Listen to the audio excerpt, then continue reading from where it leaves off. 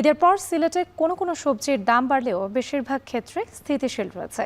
এছাড়া কমেছে লেবু ও শসার দাম। এ নিয়ে আরও জানাতে নগরের সোভানীঘাট কাঁচা বাজার থেকে যুক্ত হয়েছেন সন্দীপন শুভ। শুভ, ঈদের পর বাজারে সবজির সরবরাহ কেমন দেখতে পাচ্ছেন জানাবেন।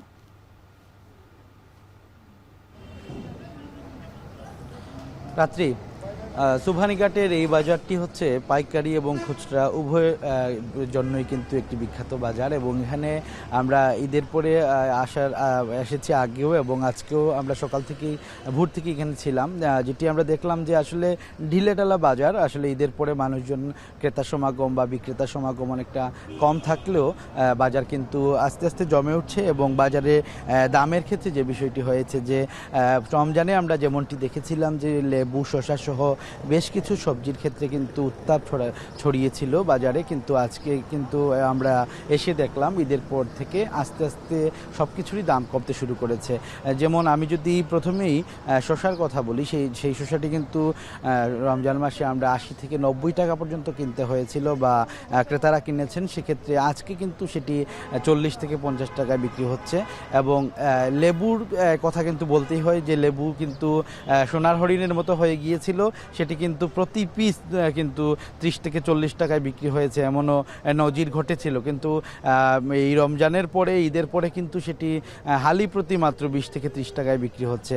তো এইভাবেই কিন্তু অনেক সবজির দাম কমেছে। যে আমি যদি নাম ধরে ধরে বলতে চাই, সেক্ষেত্রে টমেটোর দাম কিন্তু মাত্র ২০ টাকায় বিক্রি হচ্ছে এখানে, বাঁধাকপি ১৫ থেকে ২০ টাকায় বিক্রি হচ্ছে, লাউ ৩০ টাকায় বিক্রি হচ্ছে, ৪০ টাকা থেকে ৫০ টাকায় বিক্রি হচ্ছে বেগুনের দাম।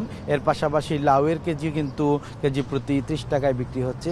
এর পাশাপাশি আমি কাঁচামরিচের কথা যদি বলি, কাঁচা লঙ্কা কিন্তু এখানে ৬০ থেকে ৭০ টাকায় বিক্রি হচ্ছে।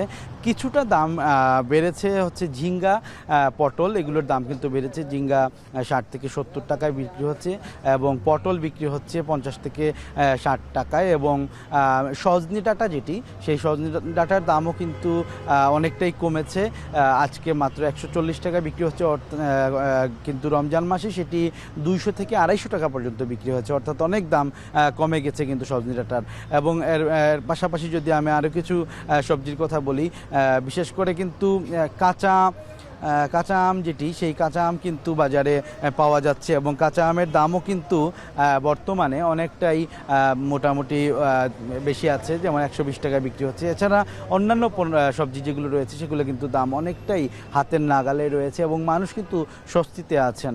তো রাত্রি সিলেটের সবজি বাজার থেকে এই ছিল আমার কাছে সর্বশেষ।